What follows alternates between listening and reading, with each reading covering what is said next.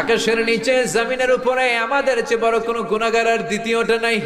এমন কোনো গুনাহ নাই যে আমরা করি নাই, সগীরা কবিরা, জেনে না জেনে, ইচ্ছায় অনিচ্ছায়, শিরকি বেদাতি, বন্ধুর পাল্লায় পড়ে, শয়তানের ধোঁকায় পড়ে হাজার হাজার গুনাহ করেছি।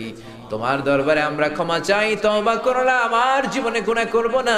রব্বুল আলামিন আমাদের মাসুম বানিয়ে আমাদেরকে তুমি মাফ করে দাও। বুক ভরা আশা নিয়ে তোমার শাহী দরবারে এই গহীন রাতে তোমার পেয়ারা বান্দাদেরকে নিয়ে ভিক্ষুকের মতো, নাদানের মতো, মূর্খের মতো হাত তুললাম। আমাদের হাত দুইখানা কবুল আর মঞ্জুর করে দাও। আমাদের আব্বা আম্মা, দাদা দাদি, নানা নানি, চাচা চাচি, খালা খালু, মামা মামি, শ্বশুর শাশুড়ি, পাড়া প্রতিবেশী, দেশি খেসি, সবাইকে তুমি মাফ করে দাও।